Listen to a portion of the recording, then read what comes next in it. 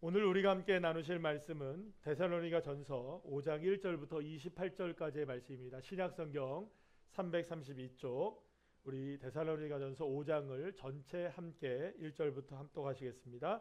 형제들아, 때와 시기에 관하여는 너희에게 쓸 것이 없음은 주의 날이 밤에 도둑같이 이룰 줄을 너희 자신이 자세히 알기 때문이라. 그들이 평안하다 안전하다 할 그때에 임신한 여자에게 해산의 고통이 이름과 같이 멸망이 갑자기 그들에게 이르리니 결코 피하지 못하리라. 형제들아, 너희는 어두움에 있지 아니하매 그 날이 도둑같이 너희에게 임하지 못하리니 너희는 다 빛의 아들이요 낮의 아들이라. 우리가 밤이나 어두움에 속하지 아니하나니 그러므로 우리는 다른 이들과 같이 자지 말고 오직 깨어 정신을 차릴지라. 자는 자들은 밤에 자고 취하는 자들은 밤에 취하되 우리는 낮에 속하였으니 정신을 차리고 믿음과 사랑의 오심경을 붙이고 구원의 소망의 투구를 쓰자. 하나님이 우리를 세우심은 노하심에 이르게 하심이 아니요 오직 우리 주 예수 그리스도로 말미암아 구원을 받게 하심이라. 예수께서 우리를 위하여 죽으사 우리로 하여금 깨어 있든지 자든지 자기와 함께 살게 하려 하셨느니라. 그러므로 피차 권면하고 서로 덕을 세우기를 너희가 하는 것 같이 하라. 형제들아, 우리가 너희에게 구하노니 너희 가운데서 수고하고 주 안에서 너희를 다스리며 권하는 자들을 너희가 알고 그들의 역사로 말미암아 사랑 안에서 가장 귀히 여기며 너희끼리 화목하라. 또 형제들아, 너희를 권하노니 게으른 자들을 권계하며 마음이 약한 자들을 격려하고 힘이 없는 자들을 붙들어주며 모든 사람에게 오래 참으라. 삼가 누가 누구에게든지 악으로 악을 갚지 말게 하고 서로 대하든지 모든 사람을 대하든지 항상 선을 따르라. 항상 기뻐하라. 쉬지 말고 기도하라. 범사에 감사하라. 이것이 그리스도 예수 안에서 너희를 향하신 하나님의 뜻이니라. 성령을 소멸하지 말며 예언을 멸시하지 말고 범사에 헤아려 좋은 것을 취하고 악은 어떤 모양이라도 버리라. 평강의 하나님이 친히 너희를 온전히 거룩하게 하시고 또 너희의 온 영과 혼과 몸이 우리 주 예수 그리스도께서 강림하실 때에 흠 없게 보존되기를 원하노라. 너희를 부르시는 이는 미쁘시니 그가 또한 이루시리라. 형제들아, 우리를 위하여 기도하라. 거룩하게 입맞춤으로 모든 형제에게 문안하라. 내가 주를 힘입어 너희를 명하노니 모든 형제에게 이 편지를 읽어주라. 우리 주 예수 그리스도의 은혜가 너희에게 있을지어다. 아멘. 할렐루야. 오늘은 데살로니가전서 5장 1절에서 28절까지의 말씀으로 우리 제목을 함께 다 같이 읽어볼까요? 시작. 깨어나야 합니다 라는 제목으로 함께 은혜를 나누도록 하겠습니다.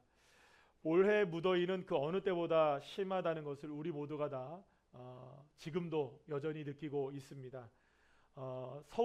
서울을 기준으로 했을 때 총 열대야 일수가 어제 기준으로 제가 본 거니까 오늘까지 하면 38일이 되겠네요. 관측사상 최대의 기록을 날마다 경신하고 있다고 합니다. 물론 울산 지금 이제 방어진은 그나마 아침 저녁으로 조금은 그래도 숨을 쉴 만큼 조금은 좀 견딜 만한 온도가 되고 있어서 다행이긴 하지만 여전히 9월 초 중순까지 무더위가 기승을 부릴 전망이라고 하니까 이제 9월이면 사실은 우리가 보통 가을이라고 생각이 되는데요. 여러분들 9월 중순까지는 한여름이다 생각하고 지내셔야 할 것 같습니다. 옆에 있는 분들과 한번 위로합시다. 한여름입니다. 9월까지 한여름을 좀 보내야 하는 그런 시간을 살아가야 할 것 같습니다. 그런데 여러분들 혹시 그 보도를 보셨습니까?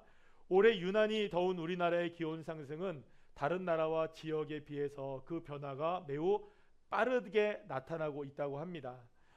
그러니 사실은 우리나라가 지금 이상기후의 아주 정점에 있는 나라 중에 하나라고도 볼 수가 있다는 것이죠.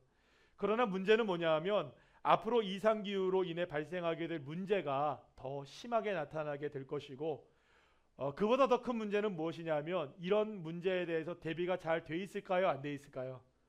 잘 안 돼 있다는 게 문제입니다. 물론 이상기후에 대한 문제가 어제 오늘만의 일은 아닙니다. 그동안 꾸준히 문제를 제기해 왔고 더 늦기 전에 대책을 마련해야 된다는 소리는 지금까지 계속 있어 왔습니다. 그래서 나라들이 다 모여서 파리 기후 협약이라는 것도 만들었지만 뭐 덩치 큰 미국이 갑자기 나 탈퇴할래 해가지고 탈퇴해 버리니까 무용지물이 되어 버리는 뭐 그런 일들도 사실 있던 것을 보게 된다면 온실가스 배출 줄이자, 온도 줄이자 해도 사실은 그렇게 줄여지지 않는 여러 가지의 형편과 사정들이 지금 여전히 산지에 있는 것입니다. 그러니까 이런 겁니다. 산업은 발달해야 되겠고 경제는 살아야 되겠으니 우선순위에서 늘 언제나 밀려나는 게 뭘까요? 바로 이러한 기상 이후 기상 이변에 대한 문제들, 이상 기후에 대한 문제들이 늘 언제나 뒷전에 물러나는 것이 아닌가 생각합니다. 막상 사실은 그렇잖아요. 올해 여름 이렇게 심각하게 더위를 겪으면서 이제는 좀 이상 기후에 대해서 좀 대비를 해야 된다는 소리가 여기저기서 막 터져 나오곤 있지만 사실 그래요, 여러분들. 가을이 오잖아요, 그죠? 그래도 옵니다. 기대를 하시길 바랍니다. 그리고 또 겨울은 올까요, 안 올까요? 그리고 또 올 거예요, 겨울은. 그러면 여러분 자연스럽게 또 잊어버리게 되겠죠? 그렇게 더웠던 여름을 잊어버리게 되고 내년 봄 되면 뭐가 필까요? 또 빵긋빵긋 벚꽃 피면 야 봄이구나 하다가 갑자기 느닷없이 또 뭐가 다가올까요, 여러분? 여름 더위가 다가오면 그때서야 또 죽겠네 올해가 제일 덥네 뭐 이럴 겁니다. 그리고 또 다시 가을이 오고 겨울이 오면 잊어버렸다가 다람쥐 책바퀴 돌듯이 계속 이렇게 돌아가는 그런 모습들이 되지 않을까라는 생각을 하게 됩니다. 그렇습니다. 이런 여러 가지 문제들 속에서 우리가 생각해 보게 될 때에 더 늦기 전에 대비를 해야겠죠. 문제는 시간이 우리를 더 기다려주지 않는다는 것이죠. 엄청난 재앙과 이 재난이 언제 우리 곁에 내일 다가올지도 모르고요. 한 달 후에 우리가 다가올지도 몰라요. 지금 뭐 여러분들 일본이 지진이 난다고 70-80% 대지진이 난다고 막 떠들었잖아요. 그죠? 보도가 나왔죠. 그런데 그 기간 동안에 일본 여행이 지난해에 비해서 20%가 늘어났대요.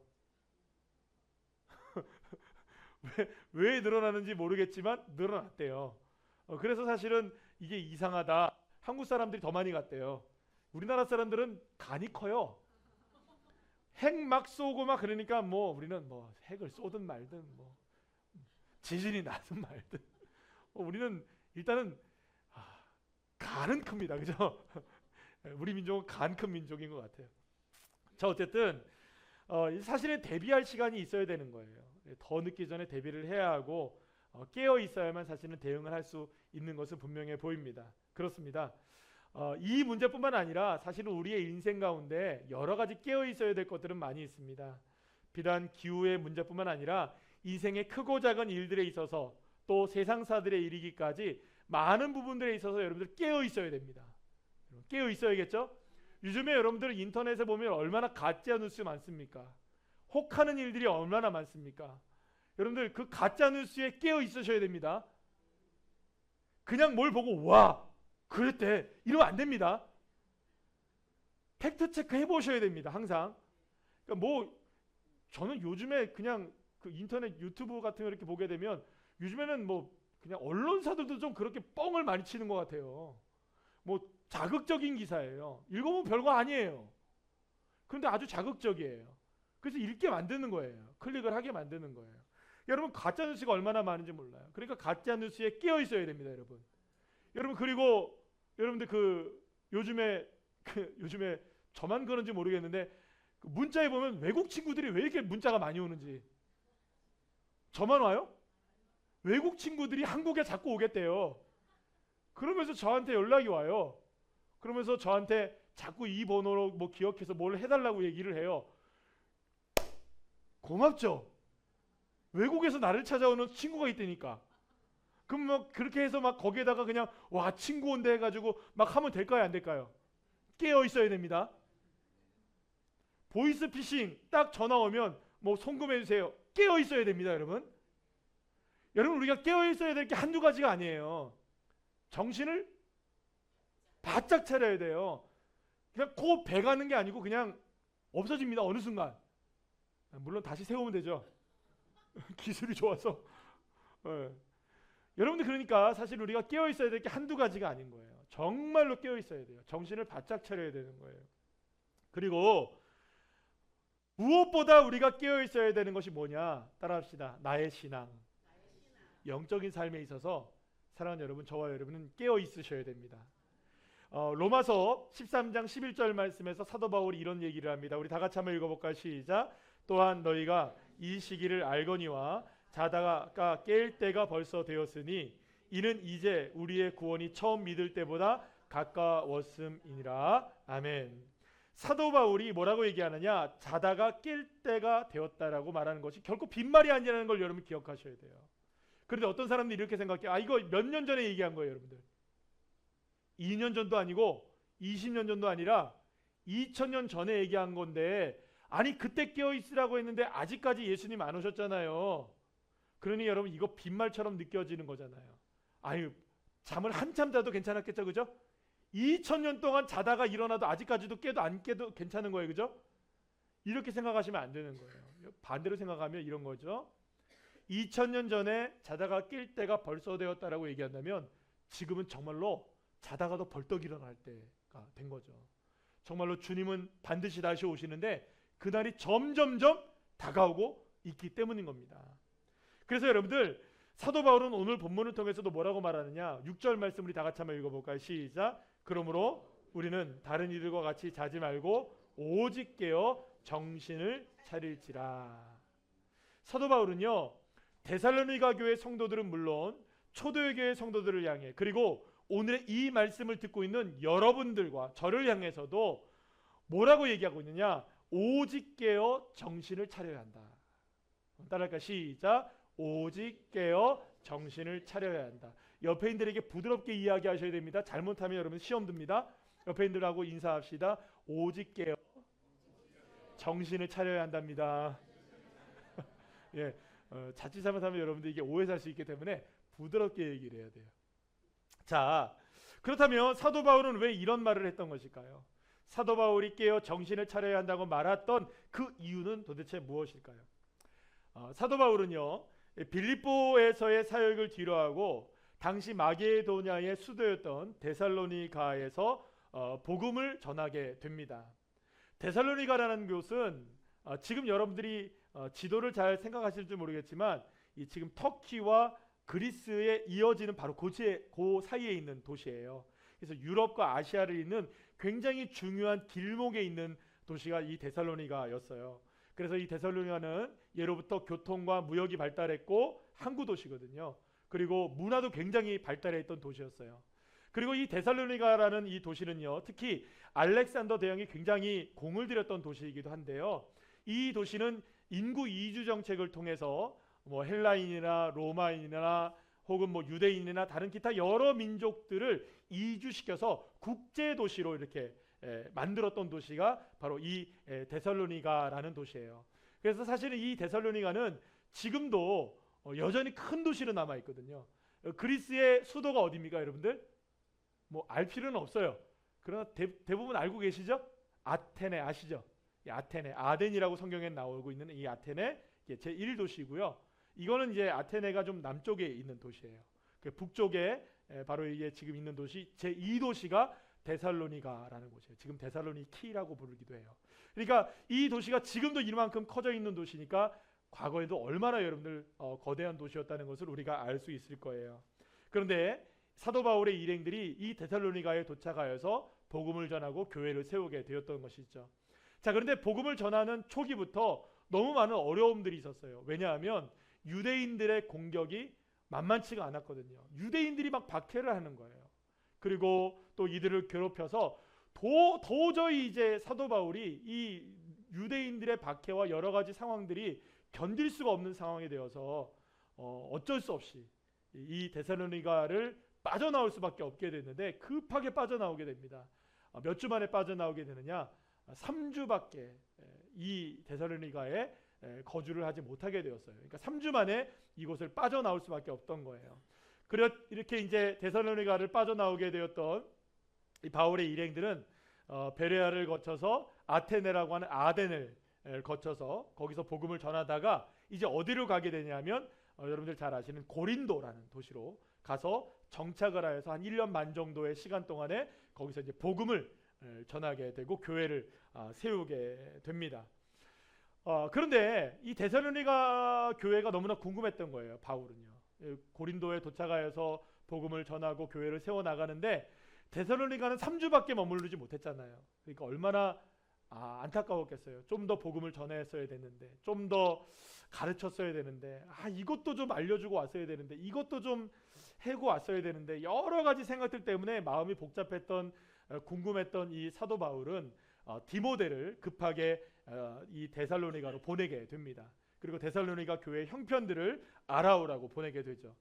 이 디모데가 이제 데살로니가 교회에 도착하여서 여러 가지 형편과 사정을 쭉 살펴보고 난 다음에 이제 다시금 고린도로 돌아오게 돼요. 그래서 고린도에서 있던 이제 사도 바울에게 이 지금 데살로니가 교회 형편이 이만저만합니다라는 이야기를 해주게 돼요. 그때 들려왔던 소문 중에 하나는 뭐냐하면 너무나 데살로니가 교회가 은혜 가운데 성장하고 있더라. 할렐루야.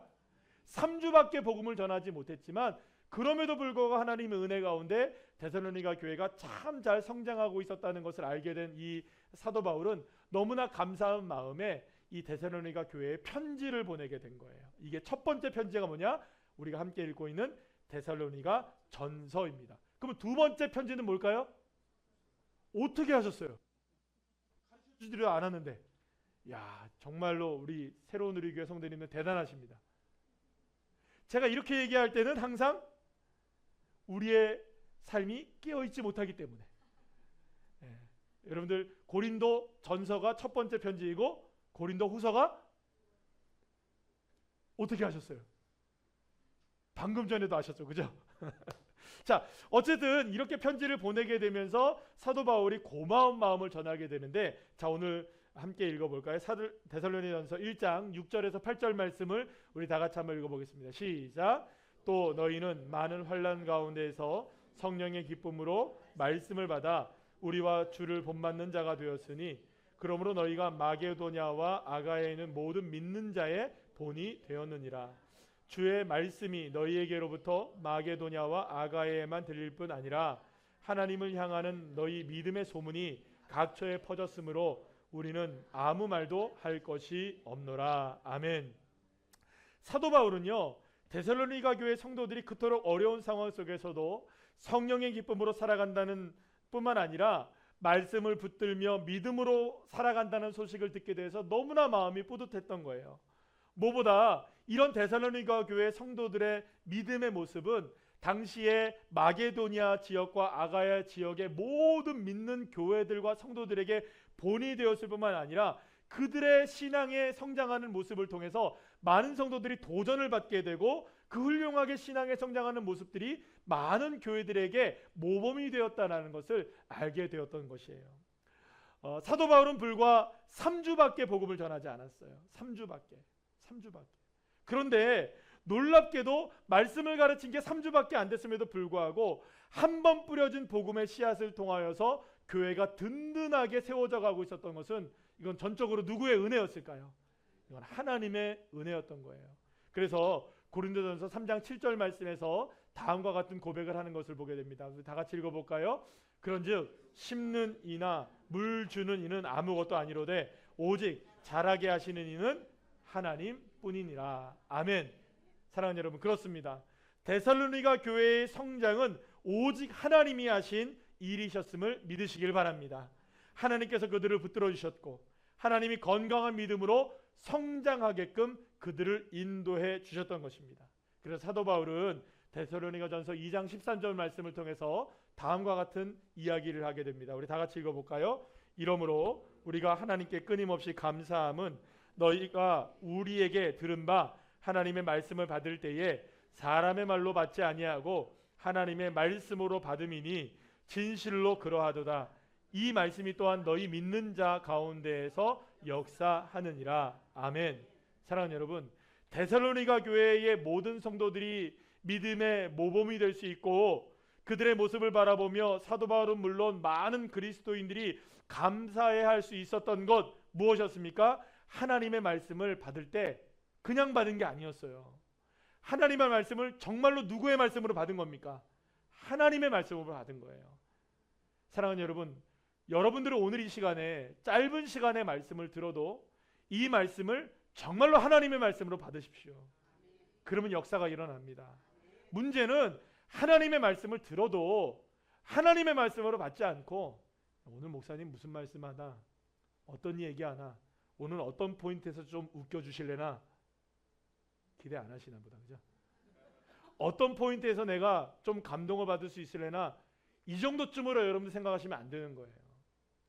오늘의 이 말씀이 나에게 주시는 하나님의 말씀이다. 여러분, 이렇게 30분 정도 짧은 시간의 말씀이 내 인생을 변화시킬 수 있는 거예요. 믿음의 눈이 열려지고 마음의 문이 열려지고. 그러면 여러분 3주 동안밖에 시간이 안 됐잖아요, 사도 바울이. 그런데도 놀랍게 성장하는 걸 보세요. 여러분들, 이게 그러니까 저의 문제인지 여러분들 우리들의 문제인지 우리 모두의 문제인지 잘 생각해 보셔야 돼요. 우리 교회에 와서 3개월 이상 되신 분, 많은 분들 3개월 이상, 그 믿음은 견고하게 자라야 되는데 견고하시죠?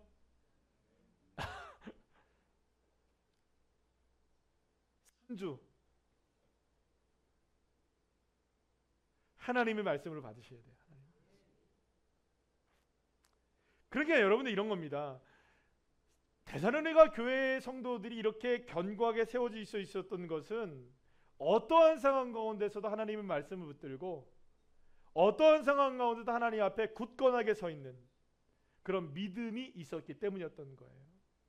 사실 데살로니가 교회 성도들이 이렇게 많은 그리스도인들의 믿음의 본이 될 수 있었던 것은 그들이 어떤 특별한 능력이 있거나 대단한 사람들이었기 때문이 아니었던 거예요. 사도 바울은 그 누구보다 그들의 형편과 사정을 잘 알고 있었어요. 여러분 생각해 보세요. 오죽했으면 사도 바울도 3주 만에 도망친 곳이 데살로니가였겠습니까?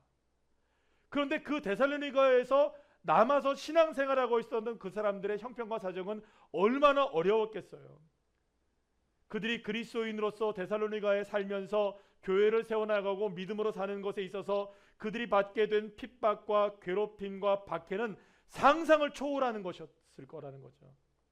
그러나 그러한 상황 속에서도 살아가야 했던 데살로니가 교회 성도들의 삶은 정말로 궁핍했고 힘겨웠고 어려울 수밖에 없었을 것이 분명합니다.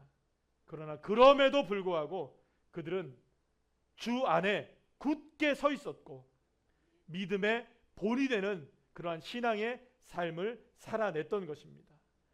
데살로니가전서 3장 7절 8절 말씀 우리 다 같이 한번 읽어볼까요? 시작. 이러므로 형제들아 우리가 모든 궁핍과 환난 가운데서 너희 믿음으로 말미암아 너희에게 위로를 받았노라. 그러므로 너희가 주 안에 굳게 선즉 우리가 이제는 살리라. 아멘. 사랑하는 여러분, 데살로니가 교회 성도들이 다른 어떤 사람들보다 탁월했기 때문에 궁핍과 환난 중에서 믿음을 지켜낼 수 있었던 것이 아닙니다. 어려웠고 힘겨웠고 또 많은 환난이 있었지만 그러한 가운데서도 그들이 버텨내고 견디며 이겨낼 수 있었던 유일한 한 가지가 뭐냐? 주님 안에 굳게 서 있었던 거예요. 따라합시다. 주 안에 굳게 서 있다. 여러분, 우리가 지난주의 말씀을 통해서 이 말씀 함께 나누지 않았나요? 지난주 주일 말씀 제목 아시는 분? 주 안에 서라. 기억나십니까? 제가 막 설교를 했는데 혹시 기억이 안 나시면 뭐 여기서 지금 금방 그 지난주 말씀 원고를 빼낼 수 있습니다. 그 부분을 다시 하고 갈까요? 한 30분 걸릴 텐데. 네, 그냥 갈까요? 지난주에 우리가 알았어요. 결단해야 된다. 뒤로 물러남이 없이 결정지어야 된다. 주님 안에 서기를. 따라합시다. 내 인생, 내 신앙, 내 삶, 주님 안에 서기를 결단합니다. 할렐루야. 우리가 지난주에 그렇게 고백을 했죠. 데살로니가 교회 성도들의 탁월함은 다른 것이 있었던 것이 아니에요. 그들의 능력이 많았기 때문에, 그들이 견뎌낼 수 있었던 많은 힘이 있었기 때문에 아닙니다. 그들이 이렇게 믿음의 본이 될 수 있었던 것은 주님 안에 굳건하게 서 있는 믿음 하나 때문이었던 것입니다. 사랑하는 여러분, 지금 우리가 겪고 있는 신앙의 삶도 어려움이 없는 것은 아니에요. 나름대로 각자가 겪어 나아가야 할 신앙의 무게가 상당하기도 합니다. 또 삶 속에서 믿음으로 살아가려면 치러야 할 많은 싸움이 있는 것도 사실입니다. 하지만 여러분, 우리가 분명히 알아야 할 것 하나가 있습니다. 데살로니가 교회 성도들이 우리보다 뛰어난 사람들이었기 때문에 믿음의 본이 될 수 있었던 것은 아니라는 것을 말이에요. 여러분, 단순히 비교를 한번 해봐요. 여러분 잘 비교를 해봐요. 잘 생각해 보셔야 됩니다. 지금 우리가 훨씬 뛰어나고 더 많이 배우고 더 많은 능력을 가지고 있을까요? 데살로니가 교회 성도들이 더 뛰어나고 더 많은 배움을 가지고 더 많은 능력을 가지고 있었을까요? 단순히 비교를 해보세요. 2000년 전에 데살로니가 교회, 자, 그래서 오늘 제목이 뭐라고요? 깨어나야 합니다. 옆에 있는 분들하고 좀 눈을 부릅뜨고 이야기합시다. 깨어나야 합니다. 예, 자, 그래서 오늘 설교가 좀 어렵습니다. 사실 이게 여러분들 여러분들도 느끼시는 걸 거예요. 구약 성경을 설교할 때는 재밌어요. 스토리가 있으니까. 근데 신약 성경으로 딱 넣으면 스토리가 딱 끊어져 버립니다. 그리고 교리적인 얘기들이 많아져요. 그러다 보니까 딱딱하고 어려워져요. 그래서 사도 바울이 뭐라고 얘기합니까? 깨어나야 합니다. 네, 깨어나야 합니다. 다시 한번 인사합시다. 깨어나야 합니다. 자, 잘 들어보세요. 데살로니가 교회 성도들의 믿음이 대단했잖아요. 근데 그들이 가진 능력과 힘과 권능과 건강과 모든 것들을 생각해 보시라고요. 우리가 나을까요? 그들이 나을까요? 여러분들, 데살로니가에 병원이 몇 개가 있었을까요? 우리 동네에 병원이 몇 개가 있을까요? 많아요. 당시에 학교가 몇 개나 있었을까요? 우리 동네에는 학교가 많아요. 당시에 대학 나온 사람이 얼마나 있었을까요? 우리 동네에는 많아요. 여러분, 이렇게 생각해 보면 지식이나 지혜나 경험이나 능력이나 건강이나 부나 이런 모든 것들을 비교할 때 능력이나 데살로니가 교회 성도들보다 우리가 훨씬 더 많단 말이에요. 우리 초대교회, 우리나라에도 마찬가지예요. 여러분들 구한말이나 일제강점기나 또 우리의 바로 믿음의 선배들 있잖아요. 여러분들의 부모님 세대들. 여러분, 우리 부모님 세대, 저 앞서 있는 부모님 세대 7, 80년대에 신앙생활 하셨던 우리 어머니 세대, 우리 권사님들 세대 말이에요. 저희가 더 많이 배웠나요? 우리 어머니 세대가 훨씬 많이 배웠나요? 우리가 더 부유한가요? 이분들이 더 부유했었나요? 근데 여러분, 그들이 더 많이 배웠기 때문에, 더 능력이 많았기 때문에 더 열심으로 신앙생활한 거 아니었어요, 여러분들. 부족하고 연약한 게 많았고, 능력도 부족했고, 배움도 부족했고, 가진 것도 없었고, 건강하지 못했지만 우리와 다른 게 하나가 있었던 거예요. 우리는 많은 것을 갖고 있어요. 지식도 지혜도 능력도 건강도 부도 훨씬 더 많이 갖고 있어요, 우리가. 그러나 우리가 없는 게 있어요. 그들은 갖고 있는 게 있고요. 뭘까요, 여러분? 주 안에 굳게 서 있는 믿음. 어떤 상황 속에서도 주 안에 굳게 서 있는 믿음 하나만큼은 우리하고는 비교가 안 되는 거예요. 데살로니가 교회 성도들이 더 잘할 수 있었던 것은 더 많은 승리할 수 있는 조건을 가지고 있었기 때문이 아니에요. 배움에도 부족하지 않고, 가진 것이 부족하지 않고, 힘에서도 부족하지 않아요, 우리는. 그러나 우리는 어떤 세대에 비교해서도 지금 결코 뒤짐이 없는 세대를 살아가고 있으면서도 우리는 그렇게 못한다고요. 이유가 뭐냐? 주 안에 굳게 서는 결단의 믿음이 부족한 거예요. 사랑하는 여러분, 초대교회 성도들은 물론 우리들의 신앙의 선배들이 우리보다 가진 것이 없고 배운 것이 없고 능력이 부족해서도 믿음의 본이 될 수 있었던 것은 그토록 힘겨운 삶을 살아가면서도 믿음으로 승리할 수 있었던 한 가지 이유는 뭐냐? 어떤 상황 속에서도 주 안에 굳게 서 있는 믿음. 할렐루야. 이 주 안에 굳게 서 있는 믿음 하나만큼은 뒤로 결코 물러남이 없었던 것입니다. 그렇기 때문에 주 안에 굳건하게 서는 믿음이 우리의 가진 모든 능력과 힘과 부와 자랑을 압도하는 능력이라는 것을 여러분들 기억하셔야 됩니다. 주님 안에 서는 것 말이에요. 그러니 여러분, 이제라도 잠에서 깨어서 정신을 바짝 차려야 하는 거예요. 이렇게 능력 있고 힘 있고 재능 많은 그리스도인들이 모여 있는 우리들이, 여러분들 옆에 있는 사람들 한번 보세요. 얼마나 능력 많고 재능 많으세요. 정말 여러분들 보지도 않고 한번 보세요. 여러분들 얼마나 능력 많고 재능 많고 여러분들 대단하신 분들이에요. 우리 교회 성도들만 다 모아서 여러분들 여기서 머리만 싸매도 여러분들 우리 저기 뭐 하나는 만들어낼걸요. 그죠? 그렇게 믿읍시다. 우리 대단하신 분들이 여기 다 모여있는 거예요. 네. 그런데 여러분들 이렇게 능력 있고 힘 있고 재능 많은 그리스도인들이 모여있는 우리들이 데살로니가 교회 성도들과 같이 믿음의 본이 되지 못하는 이유가 어디 있어야겠습니까? 우리들의 신앙 선배들보다 더 뛰어난 믿음의 사람들이 되지 못할 이유가 우리에게 있을까요? 없을까요? 없어요. 여러분들 더 많은 재능을 갖고 있죠. 더 많은 능력을 갖고 있죠. 더 많은 지식을 갖고 있죠. 우리가 결단만 하면 되는 거예요. 이제 주님 안에 서기를, 주님 안에 굳건하게 서기를, 이 결단만 있으면 사실 우리의 세대 가운데 하나님의 역사가 안 일어날 수가 없는 거예요. 믿으십니까? 따라합시다. 결단합시다. 자, 우리는 되는 사람들입니다. 우리 할 수 있습니다. 충분합니다. 능력이 충분하고 영향력이 충분하신 분들이에요. 그런데 단지 하나, 주님 안에 결단이 안 되니까. 이게 문제인 거죠. 사도 바울은 홀로 믿음의 본이 될 정도로 건강하게 신앙이 성장한 데살로니가 교회 성도들을 향해 주님 다시 오실 그날까지 빛의 자녀로서의 사명을 더 확실하게 감당해 줄 것을 강력하게 요구하게 됩니다. 자, 오늘 보면 5절 6절 말씀 우리 다 같이 한번 읽어볼까요? 시작. 너희는 다 빛의 아들이요 낮의 아들이라. 우리가 밤이나 어두움에 속하지 아니하나니 그러므로 우리는 다른 이들과 같이 자지 말고 오직 깨어 정신을 차릴지라. 아멘. 데살로니가전서 5장을 얘기하면 사실은 이제 그 성경에서 가장 유명한 구절이 있어요.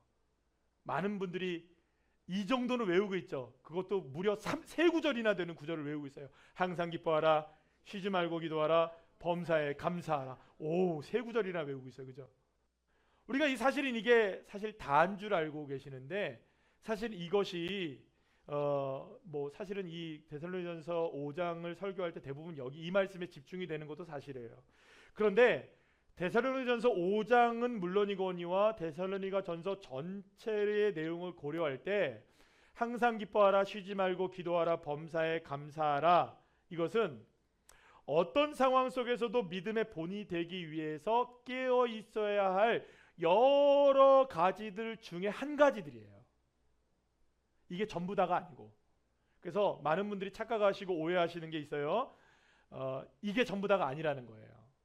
이거는 여러 가지 중에 하나라는 거예요. 그러니까 이렇게 얘기하는 거예요. 여러분 성경을 좀 보셔야 돼요. 지금부터는 성경을 보시고 성경을 좀 열어놓으시고 13절부터 18절까지의 말씀을 제가 이렇게 이야기해 드릴 거예요. 그러면 눈으로 확인하셔야 돼요. 귀는 들으시고. 그러니까 사도 바울은 정신을 차리고 깨어 있어야 할 것들이 비단 항상 기뻐하라, 쉬지 말고 기도하라, 범사에 감사하는 것뿐만 아니라 13절 말씀 쪽을 보시면 성도들 사이에서의 사랑과 화목에도 항상 깨어 있어야 하는 거예요. 또 게으름에 있어서도 항상 깨어 있어야 되는 거예요. 약한 자들을 격려하고 붙들어주고 있는 것에서도 언제나 깨어 있어야 되는 거예요. 서로에 대해서 오래 참음에 대해서도 항상 깨어 있어야 되는 거예요. 선을 행하는 데 있어서도 항상 깨어 있어야 되는 거예요. 그러니까 항상 기뻐하는 것에 있어서도 깨어 있어야 되고, 기도하는 것에서도 깨어 있어야 되고, 범사에 감사하는 것에서도 깨어 있어야 되는 거예요. 왜냐하면 이 모든 것이 다 그리스도 예수 안에서 저와 여러분을 향하신 하나님의 뜻이라는 거예요. 이제 이해하시겠어요? 자, 그러니까 이런 겁니다. 여러분들 항상 깨어 있어야 된대요. 성도들이 서로 연합하고 화합할 수 있기 위해서 깨어 있어야 되는 거예요. 그러니까 이런 겁니다. 여러분들 자나깨나 깨어 있어야 되는 거예요. 그러니까 저기 어떤 형제가 있어요. 저기 형제가. 근데 형제를 딱 보니까, 자매를 보니까, 아, 저분이 좀 어려운 것 같아. 내가 말동무가 되어줘야 될 것 같아요. 그러면 그 부분에 있어서 항상 깨어 있어야 되는 거예요. 우리 형제 중에, 우리 자매 중에 혹시나 친구가 없는 분이 없을까? 항상 깨어 있어야 된다는 거예요. 게으른 것에 있어서 항상 깨어 있어야 되는 거예요. 오늘 좀 더 자야지. 아우, 좀 오늘 하루는 내가 좀 쉬어봐야지 했을 때에 깨어나야 되는 거예요. 이해가 되시겠어요? 누군가를 위해서 여러분들 어떤 권사님이 계시는 집사님이 계셔요. 권사님이 걸어가시다가 집사님을 만나는데 집사님이 이런저런 얘기를 하세요. 내가 이제 이 권사님 오늘 집사님을 만난 이유가 내가 이분을 위해서 기도하기 위해서 주님께서 만나게 해주셨구나. 깨어 있어야 되는 거예요. 그리고 감사도 어떻게 해야 되는 거예요, 여러분들? 그러니까 감사 있네. 감사합니다. 이렇게 감사가 아니라 언제나 어떤 상황 속에서도 감사하기 위해서 깨어 있어야 되는 거예요. 준비가 되어 있는 거예요. 준비가 되어 있는 인생.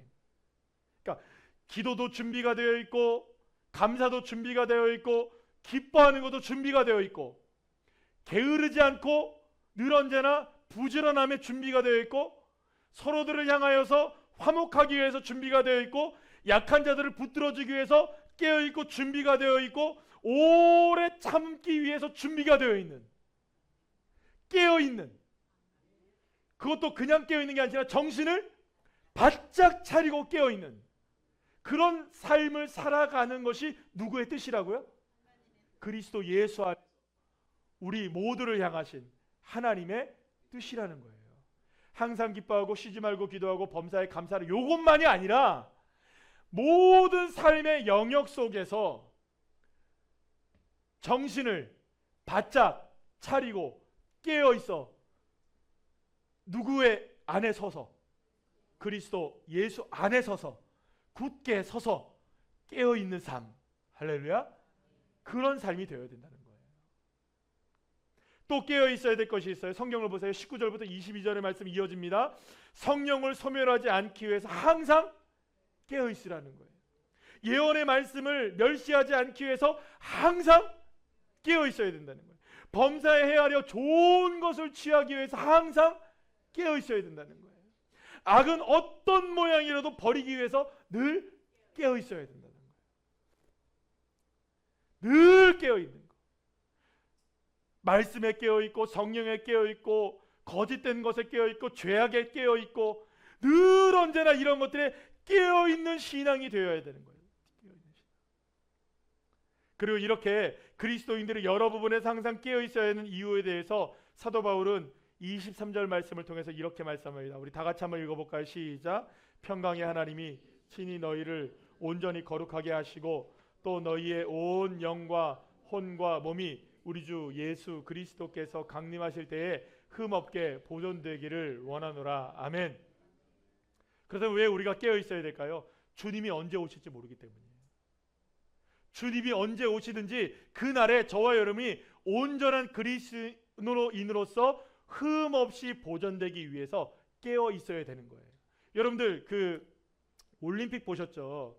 올림픽 보시면 선수들이 이제 경기를 하다가 예를 들어서 뭐 수영이든 뭐 육상이든 어떤 경기를 하다가 보면 이렇게 흐름을 놓쳐버리는 경우가 있죠.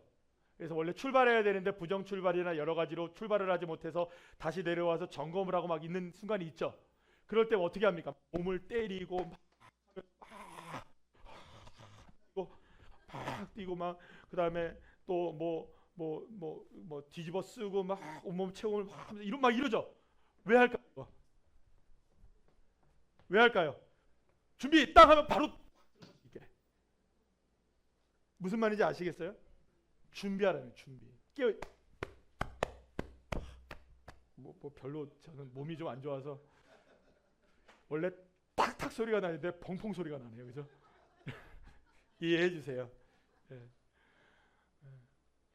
무슨 얘기인지 아시겠어요? 이분들이 막 이렇게 뛰는 이유가 그냥 뛰는 게 아니라고요. 요번에 여러분들 우리 저기 뭐예요? 그 역도에 은메달 딴 친구 하나 있잖아요. 근데 맨 마지막 3차 시기를 제대로 놓쳐가지고 막 나가가지고 벌쩍, 그래도 대단하지 않으세요? 저는 정말 대단한 거예요. 갑자기 막 있다가 갑자기 나와가지고 막 그냥 벌쩍 들고 내는데 실패하고 그냥 갔어요. 근데 여러분들 그렇게라도 하려면 어떻게 해야 되는 거예요? 날마다 깨어 나가! 그러면 나가는 거예요. 그죠? 깨어있는 사람만 가능해요. 깨어있는 사람만. 깨어있어야 가능해요.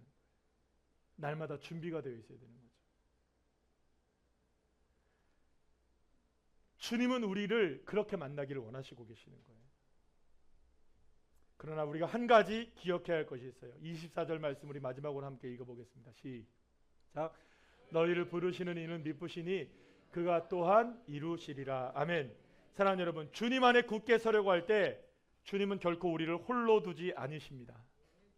우리를 부르신 분이 주님이시라면 주님을 바라보며 주님 안에 굳게 서서 모든 상황 속에서도 믿음으로 이겨내는 삶을 살아갈 수 있도록 주님이 저와 여러분의 삶을 붙들어 주시고 이끌어 주셔서 이루어 주시는, 할렐루야, 그래서 흠없이 보존되게 하시는 놀라운 축복을 허락해 주실 줄로 믿으시길 바랍니다. 그러니 지금 정신을 바짝 차려야 합니다. 옆에 있는 분들하고 웃으면서 얘기하셔야 돼요. 다시 한번 웃으면서 한번 권면해 봅시다. 지금 정신을 바짝 차리고 깨어나야 합니다. 할렐루야. 그러면 누구보다 깨어 있어야 될 사람은 누굴까요? 나요. 나. 내가 깨어 있으면 돼요. 내가 깨어나면 돼요. 우리의 모든 감각과 지성과 영성이 깨어날 수 있도록 주 안에서 굳게 서고 그 믿음으로 결단하고 뒤로 물러나지 않겠다. 나는 결단하겠다. 결론이다. 나는 주님 안에 서는 것이 결론이다. 그러면 여러분, 데살로니가 교회 성도들이 그렇게 견고하게 섰으면 우리라고 서지 못할 이유가 어디 있겠습니까? 사랑하는 여러분, 그것이 나를 향한, 우리를 향한 하나님의 뜻이라는 걸 분명히 기억하셔서 정신을 바짝 차리시고 모든 삶의 영역 속에서 깨어나셔서 우리의 감각과 모든 것들이, 영성이 주님을 향할 수 있도록, 지금 이 순간이 내가 주님 안에 서야 될 순간이구나. 지금 이 순간이 주님 안에 결단해야 될 상황이구나. 지금이 기도해야 되는구나. 지금이야말로 기뻐해야 하는구나. 지금이야말로 감사해야 할 순간이구나. 깨어나셔야 돼요. 나를 향하신 하나님의 뜻을 깨어남으로 우리의 삶 속에서 이루어가는 귀한 한 분 한 분들, 멋진 그리스도인들이 되시기를 간절히 축원합니다.